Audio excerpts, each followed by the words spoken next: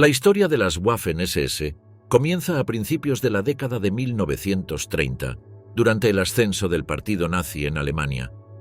En ese momento, Adolf Hitler necesitaba una fuerza paramilitar que le fuera absolutamente leal a él y a los ideales del partido.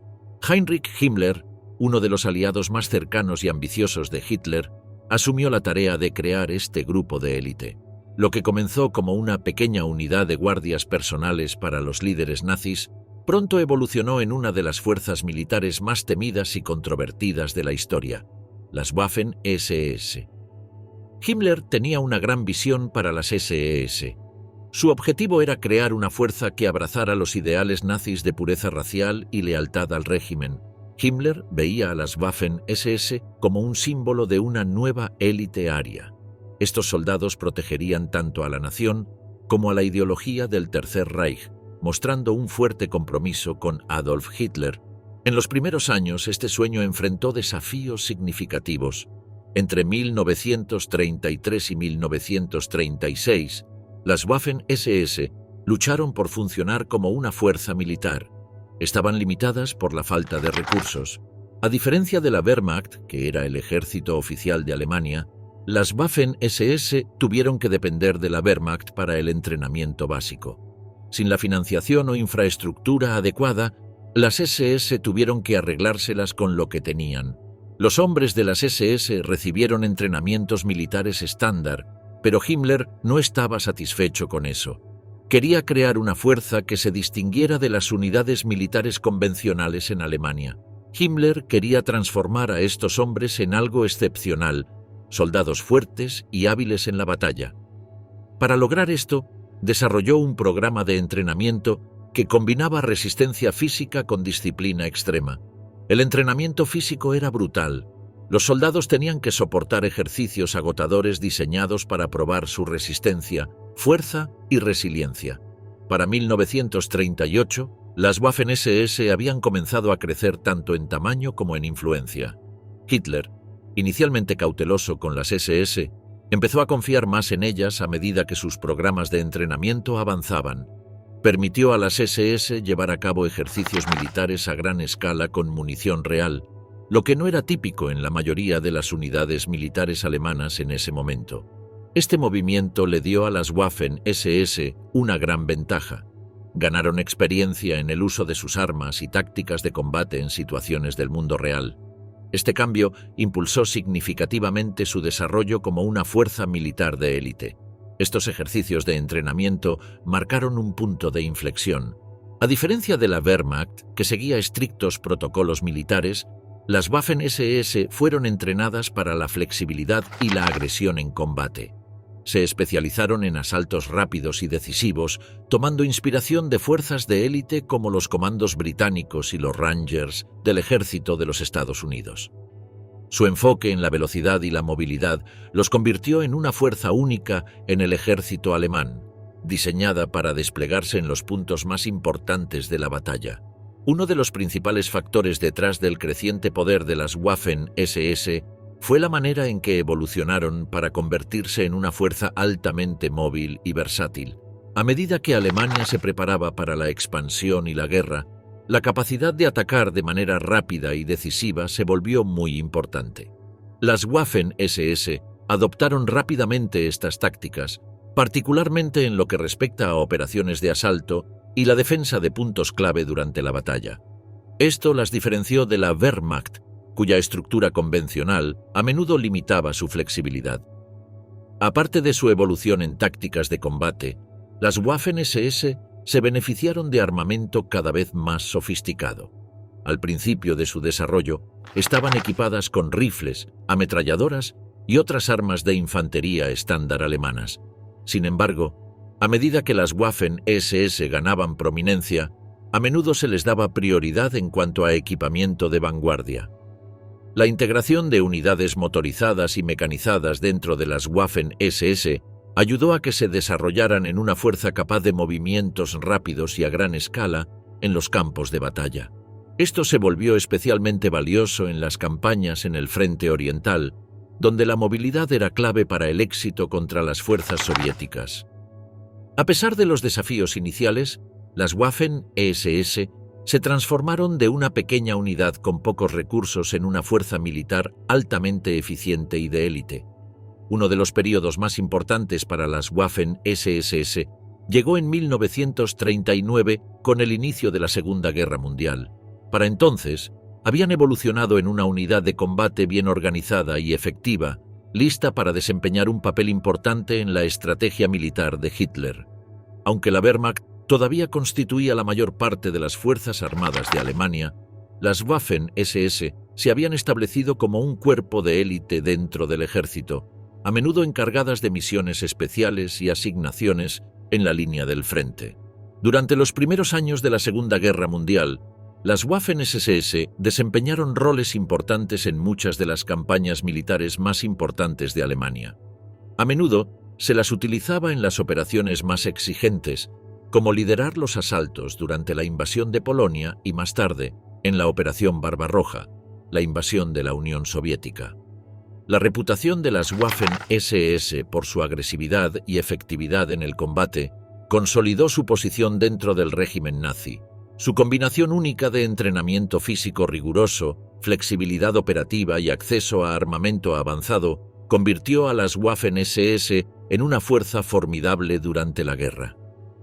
A menudo se las desplegaba en áreas donde la Wehrmacht había tenido dificultades y su capacidad para llevar a cabo asaltos rápidos y brutales les ganó tanto miedo como respeto por parte de las fuerzas enemigas.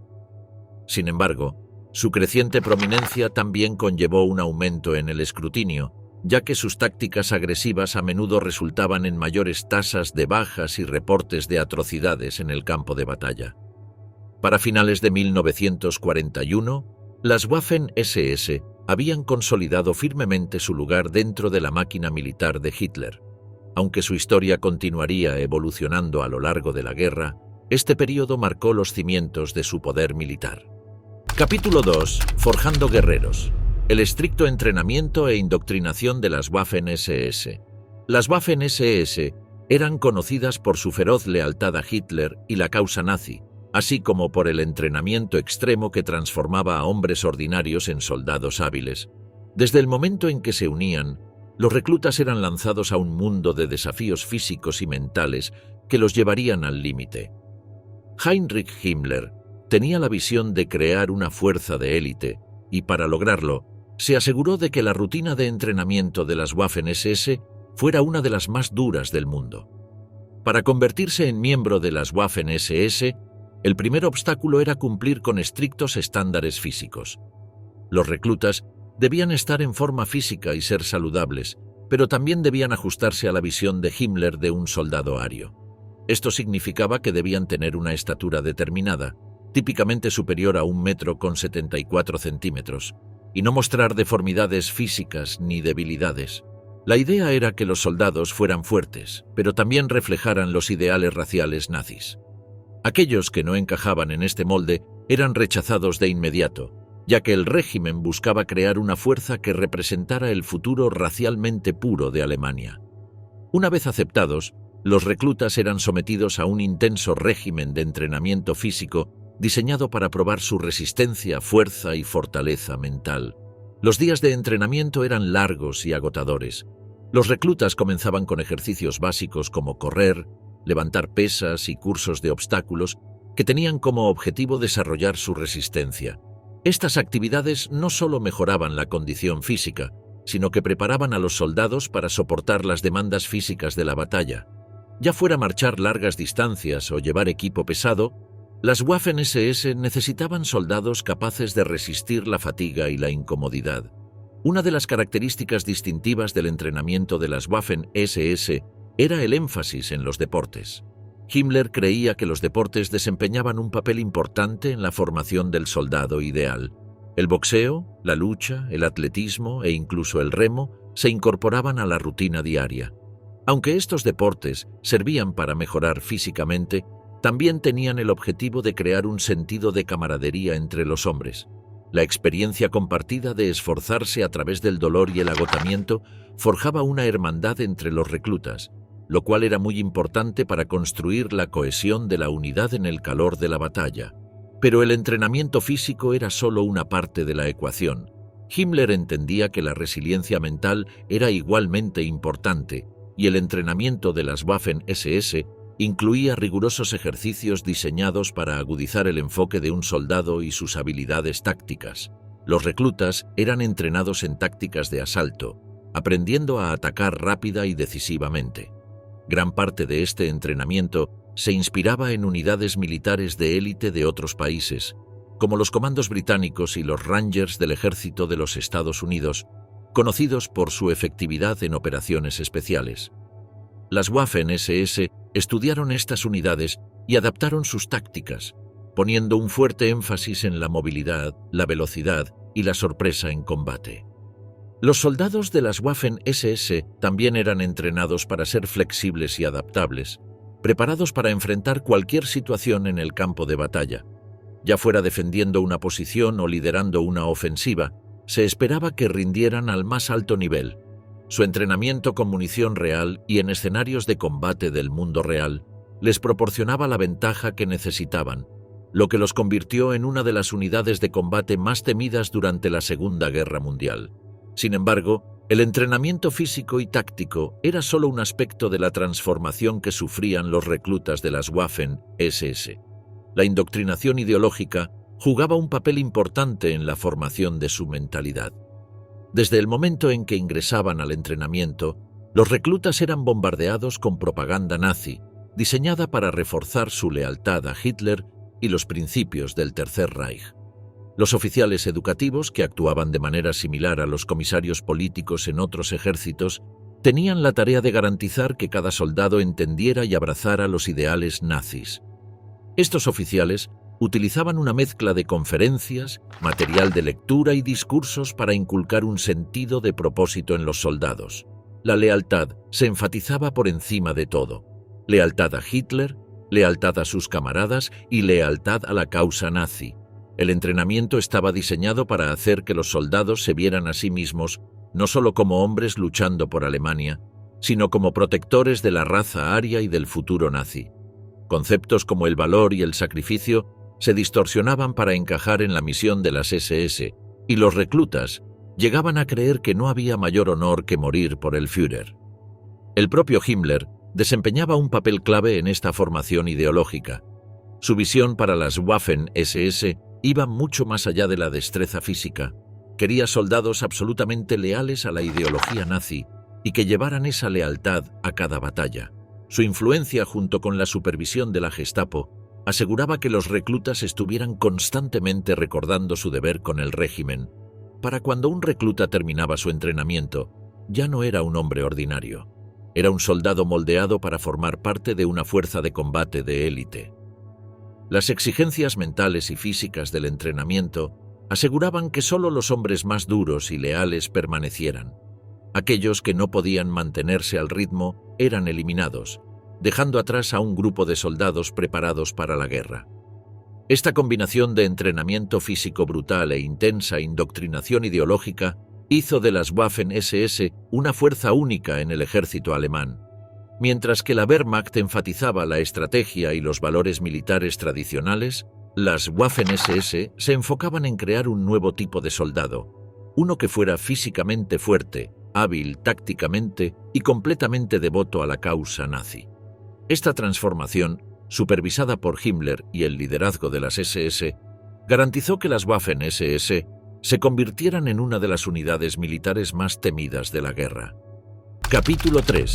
Arsenal de poder, el armamento avanzado y la tecnología de las Waffen-SS. Uno de los principales factores que hizo de las Waffen-SS una fuerza tan temida y poderosa durante la Segunda Guerra Mundial fue el armamento avanzado y la tecnología que tenían a su disposición. Como una unidad de élite, a menudo se les daba acceso prioritario a las armas más modernas y efectivas, lo que les permitía ejecutar sus ataques rápidos y móviles y defender posiciones con una potencia de fuego inigualable. Las Waffen-SS se hicieron conocidas por su uso de ametralladoras pesadas, morteros, artillería y más tarde en la guerra, lanzacohetes y tanques de vanguardia. Estas armas les otorgaron una ventaja en combate, ayudándoles a infligir un gran daño a las fuerzas enemigas mientras soportaban las brutales demandas de la guerra en múltiples frentes. Entre las armas más famosas y efectivas utilizadas por las Waffen-SS estaba la ametralladora MG-42. Conocida por su alta cadencia de fuego, la MG-42 fue un cambio radical en el campo de batalla. Podía disparar hasta 1500 balas por minuto, lo que la convirtió en una de las ametralladoras de más rápido disparo de la guerra. Esto permitió a las Waffen-SS barrer con facilidad a la infantería que avanzaba, convirtiendo incluso pequeñas posiciones defensivas en fortalezas mortales. La fiabilidad y la facilidad de operación de esta arma la convirtieron en una de las favoritas entre las tropas de las SS, que rápidamente aprendieron a maximizar su efectividad tanto en operaciones ofensivas como defensivas. La versatilidad de la MG-42 permitía montarla en vehículos, utilizarla en posiciones fijas o ser llevada por la infantería, lo que la hacía una herramienta muy importante en el arsenal de las SS. La efectividad de la MG-42 fue especialmente evidente durante las operaciones defensivas, donde ametralladoras bien posicionadas podían detener a batallones enemigos enteros. Un ejemplo notable de esto fue durante la batalla del río Odon en junio de 1944. Una pequeña unidad de las Waffen-SS, armada con MG-42, logró detener el avance de todo un batallón británico. A pesar de estar en gran desventaja numérica, los soldados de las SS mantuvieron su posición, inmovilizando a las fuerzas británicas e infligiendo grandes bajas. La potencia de fuego de la MG-42 y la estratégica ubicación de los nidos de ametralladoras permitieron a las Waffen-SS retrasar al enemigo durante horas, ganando tiempo para que llegaran refuerzos. Además de las ametralladoras, las Waffen-SS también hicieron un uso extensivo de morteros, que eran importantes tanto en operaciones ofensivas como defensivas. Los morteros eran relativamente fáciles de transportar y montar, lo que permitía a las SS proporcionar apoyo de fuego inmediato sin necesidad de grandes unidades de artillería. Durante las operaciones defensivas, los morteros a menudo se posicionaban previamente para atacar áreas clave del campo de batalla.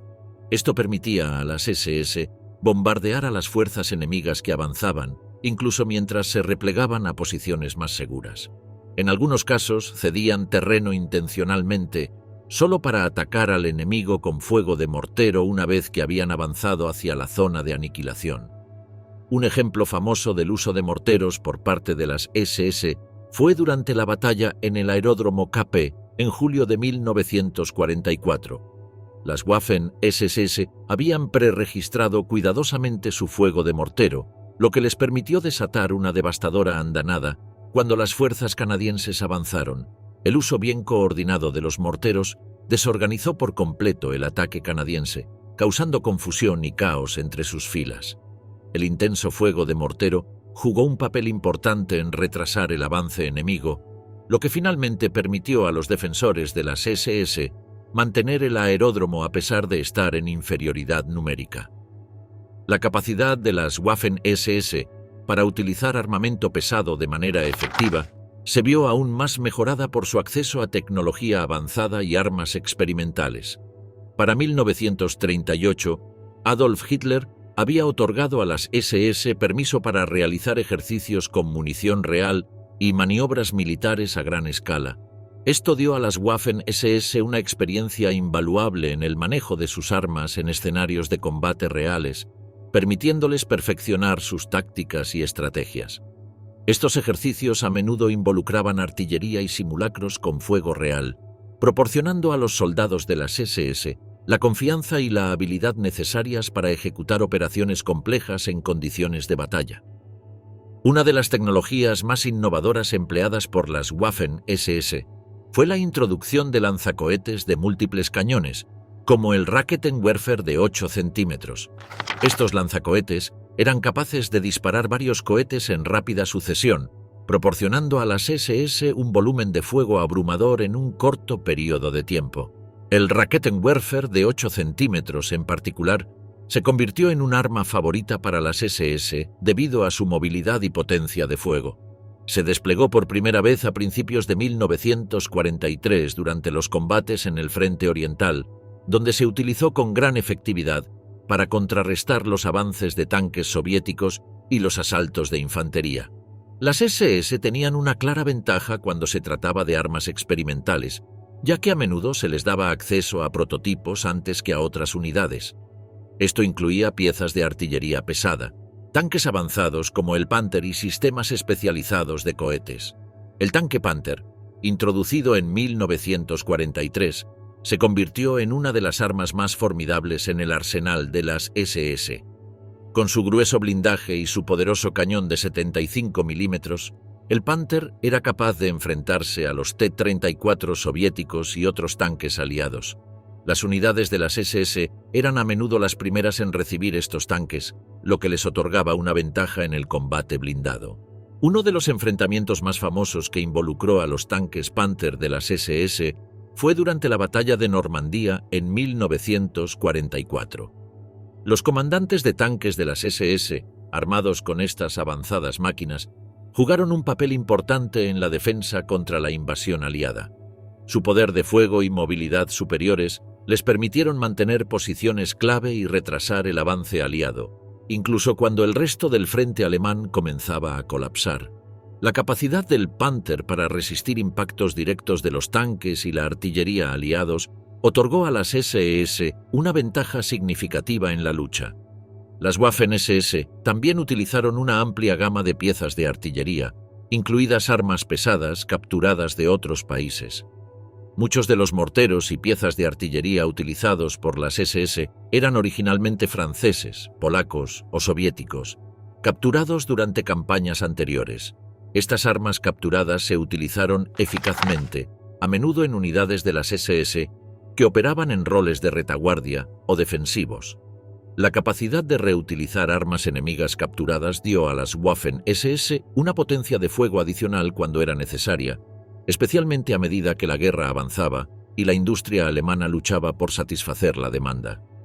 Uno de los aspectos más interesantes del enfoque de combate de las Waffen-SS fue su disposición a innovar y adaptarse a las cambiantes condiciones del campo de batalla. No estaban atadas a las doctrinas militares tradicionales que gobernaban la Wehrmacht.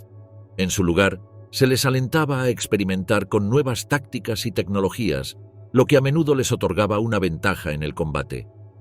Este enfoque fue especialmente efectivo durante las confrontaciones germano-soviéticas en el frente oriental, donde el uso de artillería pesada y vehículos blindados por parte de las SS les permitió contener a las fuerzas soviéticas numéricamente superiores.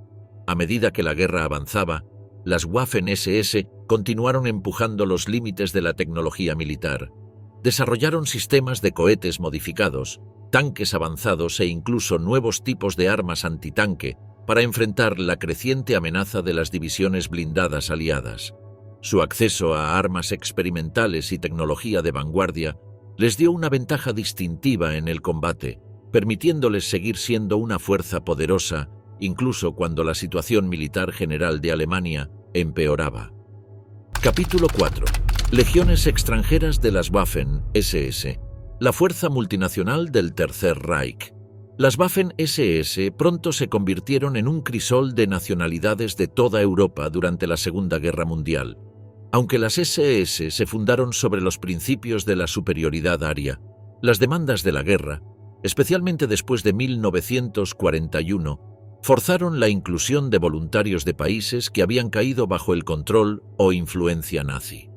Esto no fue un movimiento táctico, sino una necesidad, ya que Alemania luchaba con la escasez de mano de obra y tenía que expandir sus fuerzas de combate. Al final de la guerra, alrededor del 40% de las Waffen-SS estaba compuesto por voluntarios no alemanes, con reclutas provenientes de lugares como Francia, España, Ucrania, Croacia y otras naciones. El reclutamiento de voluntarios extranjeros comenzó relativamente temprano, aunque no se generalizó hasta que aumentaron las presiones de la guerra. La propaganda nazi jugó un papel importante en atraer voluntarios, presentando el conflicto como una lucha europea más amplia contra el bolchevismo. Muchos de estos reclutas se unieron al combate con la creencia de que el comunismo era una amenaza para sus países y veían a las Waffen-SS como la mejor manera de combatirlo. Otros se unieron debido a la penuria económica, un sentido de aventura o porque simpatizaban con la ideología nazi. El proceso de reclutamiento para estos voluntarios extranjeros variaba según el país. En algunos lugares, como los estados bálticos, los voluntarios provenían de movimientos nacionalistas que se oponían al control soviético. En otros, como en Francia, los gobiernos colaboracionistas ayudaron a reclutar hombres para luchar junto a los alemanes. A menudo a estos voluntarios se les prometían recompensas, como influencia política o autonomía para sus países, aunque pocas de estas promesas se cumplieron. A pesar de la vacilación inicial de Hitler, que era reacio a permitir la entrada de no alemanes en lo que él imaginaba como una élite aria, Himmler logró convencerlo de que los reclutas extranjeros eran esenciales para continuar el esfuerzo bélico. Una unidad extranjera bien conocida fue la 7ª División de Montaña SS voluntaria Prinz Eugen, formada principalmente por alemanes étnicos, Volksdeutsche, que vivían en los Balcanes. La división vio combates intensos en operaciones antipartisanas en la región y se hizo famosa por sus tácticas brutales. Aunque muchos de sus reclutas eran de origen alemán, aún enfrentaban desafíos en términos de integración, ya que carecían del riguroso entrenamiento e indoctrinación ideológica de sus contrapartes alemanas. Lo mismo puede decirse de muchas otras divisiones extranjeras, donde la disciplina y la efectividad a menudo quedaban rezagadas respecto a las unidades originales de las Waffen-SS. Se formaron varias otras divisiones extranjeras, como la 13ª División SS Handschar, compuesta por musulmanes bosnios, y la 5ª División Panzer SS Wiking, que incluía voluntarios de Escandinavia y otros países del norte de Europa. Estas divisiones eran únicas, compuestas por hombres de diversos orígenes, muchos motivados por el nacionalismo, el anticomunismo o el deseo de proteger sus patrias del control soviético. Los nazis vieron esto como una oportunidad para unir a Europa bajo el Tercer Reich, utilizando a estos hombres para avanzar en sus objetivos. Sin embargo, la integración de los voluntarios extranjeros en las Waffen-SS no estuvo exenta de desafíos. Los oficiales alemanes a menudo veían a estos reclutas con sospecha, dudando de su lealtad y efectividad en combate. La indoctrinación ideológica que era tan central en el entrenamiento de las divisiones alemanas de las SS no se aplicaba tan rigurosamente a los reclutas extranjeros. Si bien se les enseñaban los ideales nazis y se les alentaba a verse a sí mismos como parte de una misión europea más amplia, la conexión con la ideología nazi era más débil para muchos voluntarios extranjeros. Esto a veces creaba tensiones dentro de las filas, ya que los soldados alemanes de las SS se veían a sí mismos como superiores a sus compañeros extranjeros. El entrenamiento de estos voluntarios extranjeros difería significativamente del de los reclutas alemanes. Las divisiones alemanas de las SS pasaban por un intenso entrenamiento físico e ideológico, diseñado para moldearlos en soldados leales y fanáticos. Los reclutas extranjeros, sin embargo, a menudo eran apresurados en los campos de entrenamiento, recibiendo solo la instrucción militar mínima para estar listos para el combate. Como resultado, las divisiones extranjeras eran generalmente menos efectivas en batalla, sufriendo mayores tasas de bajas y luchando por igualar la disciplina y habilidad de sus contrapartes alemanas. Esto fue especialmente evidente en unidades que se formaron apresuradamente a medida que la guerra se volvía en contra de Alemania, con algunas divisiones extranjeras siendo enviadas al combate con poco más que un entrenamiento básico. Sin embargo, los éxitos de estas divisiones extranjeras a menudo se vieron ensombrecidos por sus deficiencias. Muchos voluntarios extranjeros carecían de la motivación y lealtad que definían a las divisiones alemanas de las SS. En algunos casos, las divisiones extranjeras se utilizaron principalmente para tareas de retaguardia o en operaciones antipartisanas, en lugar de ser desplegadas en las líneas del frente. En los últimos años de la guerra, a medida que las Waffen-SS se expandían rápidamente, muchas de las nuevas unidades extranjeras se llenaron con reclutas obligatorios que tenían poco deseo de luchar por la Alemania nazi. La calidad de estas unidades disminuyó y su papel en la guerra se volvió cada vez más marginal. Aunque los voluntarios extranjeros ayudaron a las Waffen-SS a mantener su fuerza a medida que la guerra se prolongaba, también pusieron en evidencia las contradicciones dentro de la ideología nazi. El régimen de Hitler, construido sobre la idea de la pureza racial, tuvo que depender de soldados de países que consideraba inferiores. Al final, incluso los nazis tuvieron que comprometer su ideología cuando la realidad de la guerra se impuso. A pesar de las contribuciones de estos reclutas extranjeros, las Waffen-SS siguieron siendo, en su núcleo, una institución alemana, con los voluntarios extranjeros a menudo tratados como soldados de segunda clase. A medida que la guerra llegaba a su fin, la dependencia de las Waffen-SS en los voluntarios extranjeros se volvió más desesperada, pero estaba claro que la visión original de una élite aria había dado paso a las duras realidades de la guerra. Capítulo 5. Maestros del campo de batalla, las divisiones especializadas de las Waffen-SS. Las Waffen-SS, en su ascenso a la prominencia militar, se hicieron conocidas por sus divisiones especializadas, que jugaron roles importantes en las principales batallas a lo largo de la Segunda Guerra Mundial. Estas divisiones estaban diseñadas para ser más que simples unidades de infantería. Fueron creadas para actuar como tropas de choque, equipadas con armamento superior y sometidas a un entrenamiento avanzado. Entre las más famosas de estas divisiones especializadas estaban las unidades Panzer y Panzergrenadier, que se destacaron por sus capacidades mecanizadas y blindadas, permitiendo a las SS llevar a cabo operaciones rápidas y decisivas en el campo de batalla. Una de las unidades más élite dentro de las Waffen-SS fue la primera división Panzer-SS Leibstandarte SS Adolf Hitler. Originalmente formada como una unidad de guardia personal para Adolf Hitler, evolucionó hasta convertirse en una de las divisiones más temidas del ejército alemán. Equipada con tanques de última generación, incluidos los poderosos modelos Panther y Tiger, esta división se hizo famosa por sus tácticas agresivas y su capacidad para mantener posiciones clave bajo las condiciones de combate más intensas. La Leibstandarte estuvo fuertemente involucrada en algunas de las batallas más grandes y brutales de la guerra, incluyendo la Operación Barbarroja, la Batalla de Kursk y la defensa de Normandía. Otra unidad que ganó popularidad por su efectividad en combate fue la 12ª División Panzer SS Hitlerjugend. Esta división era única, ya que estaba compuesta en gran parte por jóvenes de las juventudes hitlerianas, muchos de ellos con solo 17 o 18 años.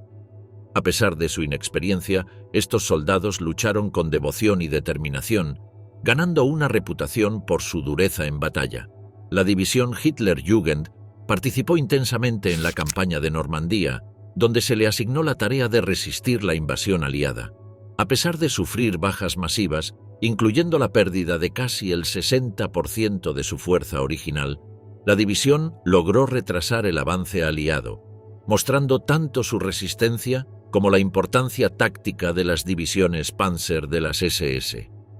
Lo que diferenciaba a estas divisiones especializadas de la infantería estándar era su uso intensivo de tanques y vehículos mecanizados, así como el entrenamiento intenso enfocado en la velocidad, la movilidad y los ataques coordinados. Las divisiones Panzer en particular estaban entrenadas para ejecutar operaciones de armas combinadas, donde la infantería, la artillería y las unidades blindadas trabajaban en estrecha colaboración para desbordar las defensas enemigas. Esto las hacía increíblemente efectivas en operaciones ofensivas, donde el objetivo era romper rápidamente las líneas enemigas y crear caos detrás del frente. Su enfoque en el movimiento rápido y los ataques agresivos se inspiraba en las tácticas de Blitzkrieg que habían traído a Alemania éxitos tempranos en la guerra. A diferencia de las divisiones de infantería estándar, que a menudo dependían de soldados a pie y armas de apoyo básicas, las divisiones Panzer y Panzergrenadier de las Waffen-SS estaban equipadas con algunas de las armas más avanzadas de la época. Junto con sus tanques Panther y Tiger, estas divisiones usaban artillería pesada, morteros y ametralladoras como la MG-42 con efectos devastadores. Su acceso a mejor equipamiento, combinado con un entrenamiento más extenso, les otorgaba una gran ventaja sobre las fuerzas aliadas y soviéticas en los primeros años de la guerra. El papel de estas divisiones especializadas se volvió aún más importante a medida que la guerra avanzaba, particularmente en operaciones defensivas. Para 1943, Cuando la fortuna de Alemania en el frente oriental comenzó a decaer, las Waffen-SS a menudo eran llamadas para actuar como una brigada de bomberos, enviadas para reforzar defensas en colapso o lanzar contraataques cuando otras unidades eran abrumadas. Esto fue especialmente evidente durante la batalla de Kursk, en julio de 1943, donde varias divisiones Panzer SS, incluidas la Leibstandarte y Das Reich, se posicionaron en el centro del asalto alemán. Aunque la ofensiva fracasó finalmente, las unidades de las SS demostraron su valor táctico al lanzar repetidos ataques contra posiciones soviéticas fuertemente fortificadas. La ofensiva de las Ardenas, más conocida como la Batalla de las Ardenas, fue otro momento en el que las divisiones especializadas de las Waffen-SS desempeñaron un papel importante. En esta última ofensiva alemana, en diciembre de 1944, la primera división Panzer SS Leibstandarte y la 12ª división Panzer SS Hitlerjugend estuvieron al frente del ataque. El objetivo era atravesar el bosque de las Ardenas y recapturar el puerto estratégico de Amberes, creando una brecha entre las fuerzas aliadas. Aunque inicialmente tuvieron éxito, la ofensiva finalmente fracasó debido a la superioridad aérea y al apoyo logístico de los aliados. Aún así, las divisiones Panzer SS lograron infligir grandes bajas a los aliados y ralentizar su avance durante semanas. A pesar de su gran destreza militar, estas divisiones especializadas no estaban exentas de importantes fallos. A medida que la guerra avanzaba, incluso estas unidades élite comenzaron a sufrir de escasez de suministros y de personal. Para 1944, muchas divisiones Panzer operaban con menos tanques de los que tenían al comienzo de la guerra, y la calidad de los nuevos reclutas, a menudo conscriptos apresurados y mal entrenados, no podía igualar a la de los soldados originales. Por ejemplo, para cuando la división Leibstandarte luchó en la defensa de Berlín en 1945, era solo una sombra de lo que había sido, con solo una fracción de su fuerza original y la mayoría de sus tanques destruidos o fuera de servicio.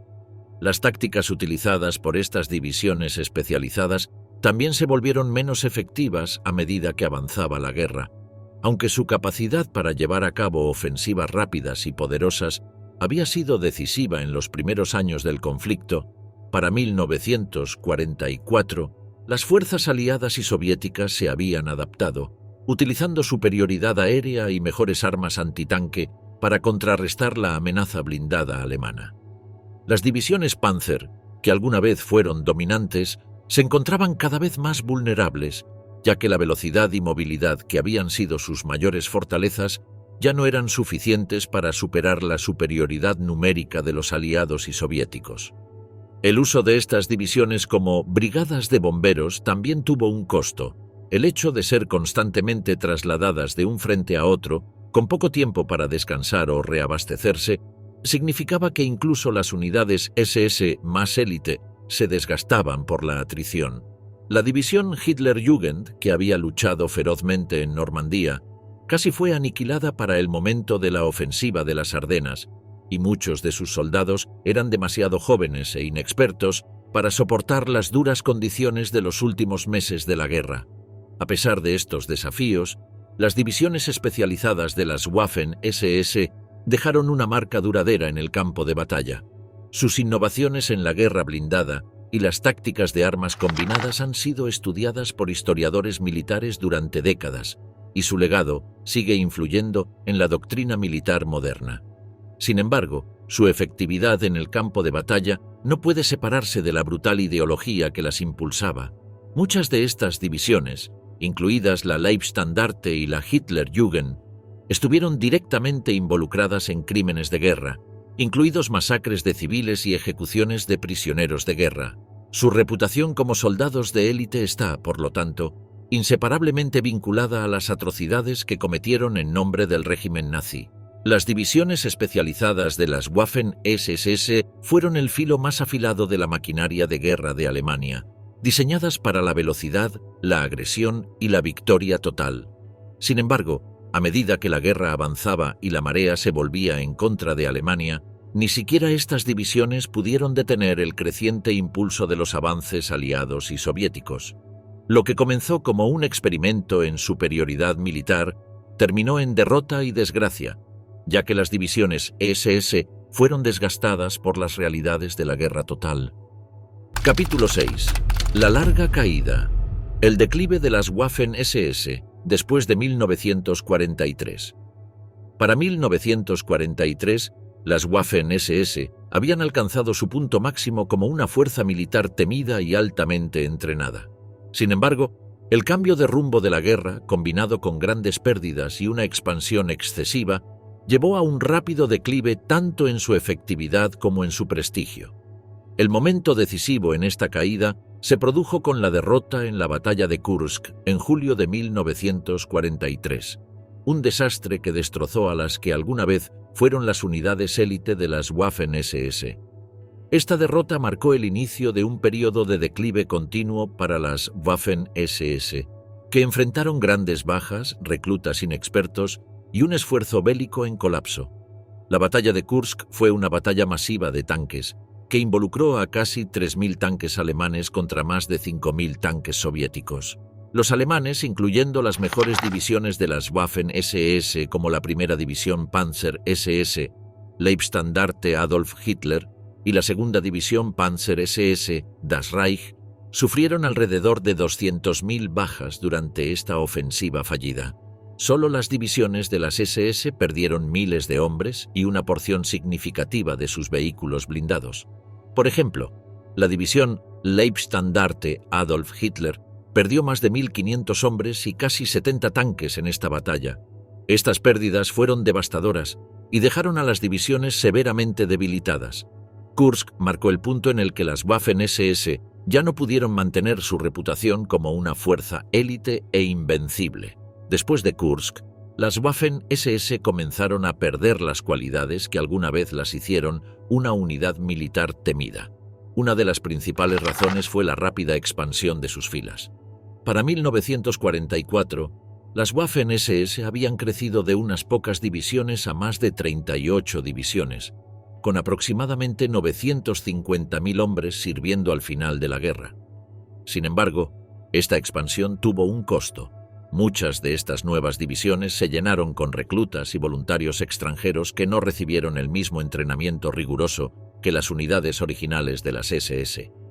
En lugar de los soldados cuidadosamente seleccionados e ideológicamente adoctrinados que una vez llenaron sus filas, las Waffen-SS ahora dependían de hombres menos experimentados, a menudo apresurados al servicio con un entrenamiento mínimo. La calidad de los reclutas comenzó a disminuir drásticamente. En 1943, casi la mitad de las nuevas divisiones de las Waffen-SS estaban compuestas por voluntarios extranjeros de países como Francia, Hungría y los estados bálticos. Para 1944, más del 60% de las Waffen-SS consistía en soldados no alemanes, muchos de los cuales fueron reclutados bajo presión. Estas nuevas divisiones carecían de la efectividad en combate y la disciplina que alguna vez distinguió a las Waffen-SS. Por ejemplo, la 21ª División SS Skanderbeg, compuesta por reclutas albaneses, fue disuelta en 1944 debido a su mal desempeño y tasas de deserción de hasta el 70%. Una de las debilidades más críticas de las Waffen-SS después de 1943 fue su incapacidad para reponer sus divisiones élite. A medida que la guerra avanzaba, las divisiones de las SS que habían liderado la carga en operaciones ofensivas ahora se reducían a roles defensivos, a menudo luchando con filas diezmadas y equipo obsoleto. Por ejemplo, la 12ª División Panzer SS Hitlerjugend, que originalmente estaba equipada con 150 tanques durante la invasión de Normandía, tenía menos de 25 tanques operativos en el momento de la retirada alemana en 1945. Sus pérdidas de personal fueron aún más asombrosas, con algunas unidades reducidas a menos del 50% de su fuerza original después de solo unos meses de combate. Para 1944, las Waffen-SS enfrentaban tanto escasez de personal como una grave falta de suministros y equipo moderno. Las ofensivas soviéticas de la Operación Bagration en junio de 1944 infligieron más pérdidas catastróficas a las divisiones de las SS. En el transcurso de unas pocas semanas, los soviéticos destruyeron ejércitos enteros alemanes, incluidas muchas unidades de las Waffen-SS. La tercera división Panzer SS Totenkopf perdió más del 60% de sus hombres y vehículos durante estas operaciones. La incapacidad para reemplazar tanques perdidos, artillería e incluso armas básicas de infantería dejó a las Waffen-SS luchando por mantener sus capacidades operativas. Para finales de 1944, muchas unidades de las SS luchaban con equipo obsoleto o sin el apoyo de blindados pesados que había sido un factor clave en sus éxitos anteriores. La situación solo empeoró a medida que la guerra se prolongaba hasta 1945. Las divisiones élite de las Waffen-SS fueron enviadas repetidamente a los puntos más importantes del campo de batalla, a menudo con órdenes de mantener sus posiciones a toda costa. La defensa de Hungría en 1944-1945 fue un ejemplo claro de esta desesperación. Durante la Operación Despertar de Primavera, la última gran ofensiva alemana de la guerra, las divisiones de las Waffen-SS, como el Sexto Ejército Panzer SS, fueron encargadas de liderar el ataque. A pesar de sus mejores esfuerzos, la ofensiva fracasó en pocas semanas, con las Waffen-SS sufriendo más de 20.000 bajas en el proceso. Muchas de las divisiones de las SS se redujeron a una fracción de su tamaño original, con algunas unidades perdiendo más del 70% de su personal durante la campaña. La defensa de Berlín en 1945 marcó el acto final para las Waffen-SS. A medida que los soviéticos se acercaban a la capital alemana, los restos de las Waffen-SS fueron encargados de defender la ciudad. Unidades como la 11ª División Panzergrenadier SS Voluntaria Nordland y los restos de la 1ª División Panzer SS Leibstandarte Adolf Hitler estuvieron entre los últimos en luchar en las calles de Berlín. La defensa de Berlín costó a las Waffen-SS miles de vidas, con divisiones enteras aniquiladas en los últimos días de la guerra. Para cuando Alemania se rindió en mayo de 1945, las Waffen-SS habían sido prácticamente destruidas. De los casi 1 millón de hombres que habían servido en las Waffen-SS, se estima que 314.000 habían muerto, con cientos de miles más heridos o capturados. Las divisiones élite que alguna vez lideraron las campañas militares de la Alemania nazi eran ahora sombras de lo que habían sido, destrozadas por años de combate implacable y la falta de reclutas experimentados. El declive de las Waffen-SS reflejaba el colapso general de la Alemania nazi. Después de 1943, la caída de las Waffen-SS se volvió inevitable, ya que fueron desgastadas por las presiones de la guerra total. Capítulo 7. Sombras oscuras de la élites. Crímenes de guerra y el complicado legado de las Waffen-SS. Aunque las Waffen-SS son recordadas por su papel como una fuerza de combate élite, también son conocidas por los crímenes de guerra que manchan su legado. Las atrocidades cometidas por las SS no fueron actos de violencia aleatorios, sino parte de una campaña más amplia que reflejaba la ideología retorcida en su núcleo. Aunque ganaron una reputación por su efectividad en el campo de batalla, su participación en asesinatos masivos, particularmente en el Frente Oriental y en territorios ocupados, manchó para siempre su imagen. La brutalidad de las Waffen-SS estaba profundamente arraigada en la indoctrinación ideológica que todos los soldados de las SS recibían durante su entrenamiento. Desde el principio, se les enseñaba que eran guerreros por la causa nazi, luchando por la supervivencia de la raza aria. Esta idea alimentó sus acciones y justificó la violencia extrema, especialmente contra aquellos considerados inferiores por el régimen nazi. En el Frente Oriental, esto llevó a la ejecución de comisarios políticos soviéticos y al exterminio de poblaciones civiles, todo en nombre del Reich. Una de las órdenes más conocidas dadas a las Waffen-SS fue la Orden de los Comisarios, que vino directamente de Adolf Hitler en 1941. Esta orden mandaba la ejecución de todos los comisarios políticos soviéticos capturados durante la invasión de la Unión Soviética. Estos comisarios eran oficiales políticos dentro del Ejército Rojo, responsables de mantener la pureza ideológica de las fuerzas soviéticas. El liderazgo nazi los veía como representantes del bolchevismo, que consideraban su enemigo mortal. A los soldados de las SS se les dijo que al matar a estos comisarios estaban protegiendo a Alemania de la expansión del comunismo. Esta política condujo a innumerables ejecuciones sumarias en el campo de batalla, sin tener en cuenta las reglas básicas de la guerra. Pero los crímenes de las Waffen-SS iban mucho más allá del campo de batalla. Jugaron un papel activo en el Holocausto, trabajando junto a los Einsatzgruppen, que eran escuadrones móviles de exterminio responsables de fusilamientos masivos de judíos, romaníes y otros grupos minoritarios en Europa del Este. Aunque no todas las unidades de las Waffen-SS estuvieron directamente involucradas en estos asesinatos, muchas fueron cómplices.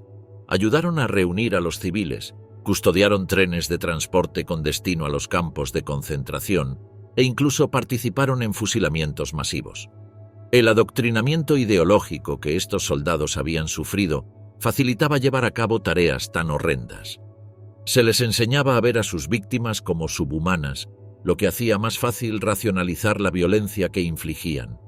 Uno de los ejemplos más impactantes de la brutalidad de las SS ocurrió en el pequeño pueblo francés de Oradour-sur-Glane en junio de 1944. La segunda división Panzer SS Das Reich entró en el pueblo como parte de una represalia contra la resistencia francesa. Lo que siguió fue una masacre inimaginable.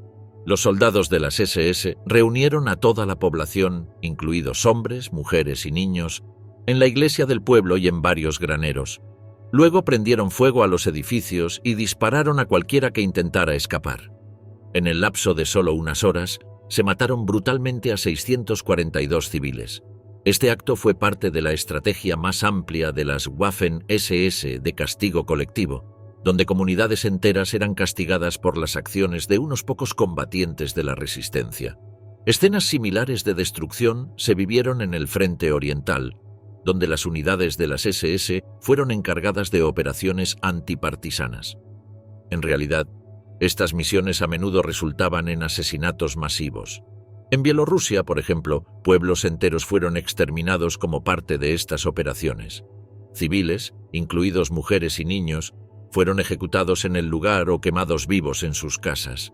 Las SS operaban bajo la creencia de que estas medidas extremas eran necesarias para suprimir la resistencia y asegurar el control nazi sobre los territorios ocupados. En realidad, solo profundizaron el odio hacia las SS y resultaron en una mayor resistencia. La participación de las Waffen-SS en estos crímenes estaba profundamente ligada a la obsesión nazi con la pureza racial. Heinrich Himmler, jefe de las SS, hablaba con frecuencia sobre la necesidad de limpiar las tierras conquistadas por Alemania. Para las SS, esto significaba la eliminación, a menudo mediante asesinatos masivos, de cualquier persona que no encajara en su visión de una utopía aria. Se esperaba que los soldados de las Waffen-SS llevaran a cabo esta misión sin cuestionamientos. Fueron condicionados a creer que sus acciones, por más brutales que fueran, eran necesarias para asegurar el futuro del Reich. Si bien las atrocidades cometidas por las SS en el Frente Oriental y en los territorios ocupados están bien documentadas, sus crímenes se extendieron por toda Europa. En Italia, las unidades de las SS fueron responsables de la masacre de más de 500 civiles en el pueblo de Sant'Anna di Stazzema en agosto de 1944. Como en tantas otras masacres anteriores, esta fue llevada a cabo en represalia por crímenes políticos. Las SS, en su afán por aplastar la resistencia, a menudo adoptaron un enfoque de tierra arrasada, destruyendo pueblos y matando civiles para aterrorizar a la población y someterla. Los crímenes de guerra de las Waffen-SS no se detuvieron con el asesinato de civiles. También eran conocidas por su trato hacia los prisioneros de guerra, particularmente en el Frente Oriental. Los prisioneros soviéticos, en particular, a menudo fueron tratados con extrema crueldad, sometidos a la inanición, trabajos forzados y ejecuciones. Las SS veían a los soldados soviéticos como enemigos ideológicos y, por lo tanto, indignos de los derechos básicos que se les otorgaban a los prisioneros bajo la ley internacional. En algunos casos, grupos enteros de prisioneros fueron ejecutados, particularmente en los primeros años de la guerra. Capítulo 8. De soldados a supervivientes. El destino de los veteranos de las Waffen-SS después de la guerra. El final de la Segunda Guerra Mundial en 1945 dejó a miles de soldados de las Waffen-SS enfrentando un futuro incierto. A medida que el régimen nazi colapsaba, estos hombres, que alguna vez formaron parte de una de las fuerzas militares más temidas, tuvieron que navegar en un mundo de posguerra que los veía como criminales. Sus experiencias después de la guerra variaron. Algunos fueron procesados por crímenes de guerra, mientras que otros intentaron reintegrarse en la sociedad y seguir adelante con sus vidas. El legado de las Waffen-SS los siguió a donde quiera que fueran, moldeando cómo fueron tratados y recordados en las décadas siguientes. Para los oficiales de alto rango de las Waffen-SS, las consecuencias de la guerra a menudo fueron muy inciertas. Muchos fueron llevados a juicio en los famosos juicios de Nuremberg y en otros tribunales de crímenes de guerra. Líderes como Heinrich Himmler, el jefe de las SS, fueron responsabilizados por las atrocidades cometidas por sus fuerzas, aunque Himmler se quitó la vida antes de poder enfrentar la justicia. Otros, como Joachim Peiper, fueron juzgados por su participación en masacres y el uso de trabajo forzado. Los juicios de Nuremberg condenaron a toda la SS, incluidas las Waffen-SS, como una organización criminal, vinculando a todos sus miembros con los crímenes de guerra cometidos durante la era nazi. Para estos altos oficiales, las sentencias variaron desde la muerte en la horca hasta la cadena perpetua. Los juicios por crímenes de guerra continuaron incluso después de Nuremberg, y muchos oficiales que participaron en atrocidades como el Holocausto fueron perseguidos y llevados ante la justicia. Algunos escaparon, pasando desapercibidos, pero la persecución de los responsables de los crímenes de guerra de las SS duró décadas. El proceso no siempre fue rápido o justo, pero aseguró que aquellos en la cima fueran responsabilizados por los horrores inimaginables de la guerra. Sin embargo, el destino de los veteranos de las Waffen-SS de menor rango fue diferente. Muchos fueron capturados por los aliados y enviados a campos de prisioneros de guerra, donde a menudo eran retenidos junto a soldados regulares de la Wehrmacht. La vida en estos campos podía ser dura, con hacinamiento y escasez de alimentos, pero muchos hombres de las Waffen-SS fueron finalmente liberados y se les permitió regresar a casa. Mientras que sus líderes enfrentaron el enjuiciamiento, la mayoría de los soldados rasos evitaron los juicios por crímenes de guerra. Esto se debió en parte a que era difícil probar la responsabilidad individual en los crímenes de guerra, a menos que hubieran estado directamente involucrados en eventos como las masacres en el Frente Oriental. Regresar a la vida civil no fue fácil. En la Alemania de posguerra, estar asociado con las Waffen-SS conllevaba un gran estigma. El papel de la organización en la guerra era bien conocido, y muchos exmiembros de las SS tuvieron que ocultar su pasado o cambiar de nombre para evitar la discriminación. Para aquellos que fueron abiertos sobre su servicio, encontrar empleo o incluso aceptación en sus comunidades fue difícil.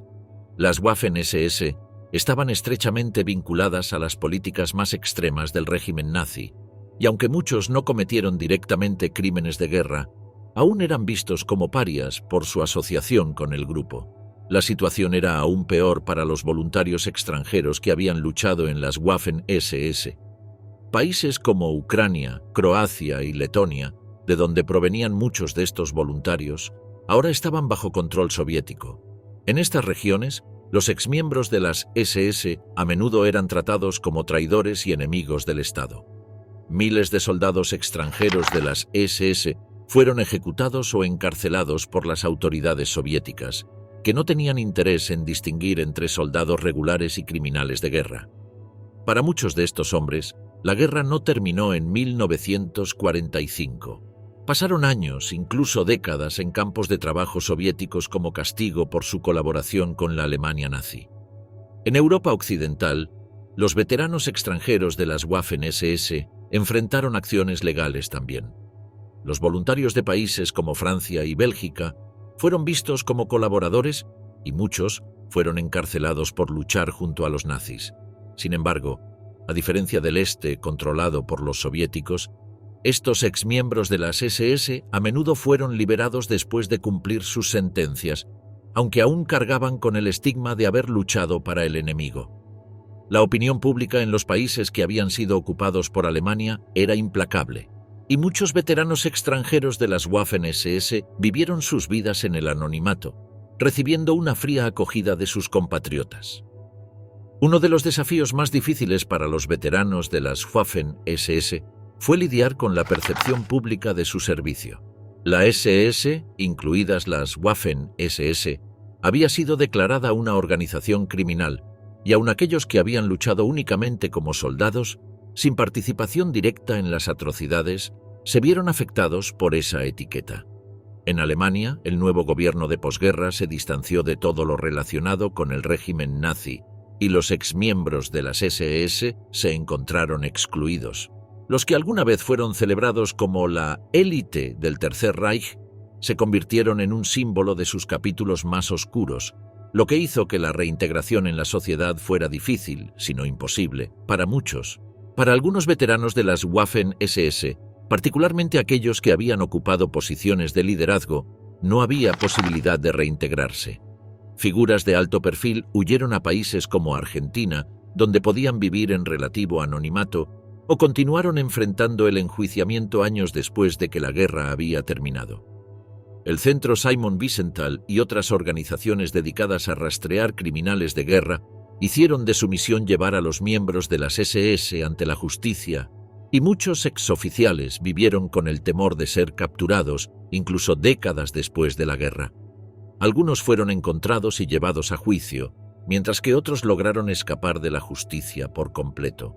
Aunque algunos historiadores militares han intentado centrarse en los éxitos en el campo de batalla y las tácticas de las Waffen-SS, su papel en las atrocidades del Tercer Reich no puede ser ignorado.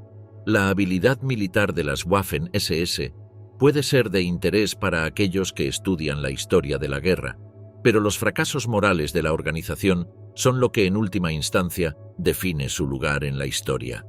En los años posteriores a la guerra, ha habido esfuerzos por conmemorar a las víctimas de los crímenes de las Waffen-SS. En lugares como Oradour-sur-Glane en Francia, donde las unidades de las SS masacraron pueblos enteros, se han erigido monumentos como símbolo de los horrores infligidos durante la guerra. Ya fueran oficiales de alto rango que enfrentaban juicios por crímenes de guerra o soldados de menor rango que intentaban ocultar su servicio, la sombra de las SS los siguió por el resto de sus vidas. El legado de las Waffen-SS es uno de derramamiento de sangre, violencia y fanatismo, y el destino de sus veteranos refleja las preguntas morales y éticas planteadas por su servicio al régimen nazi.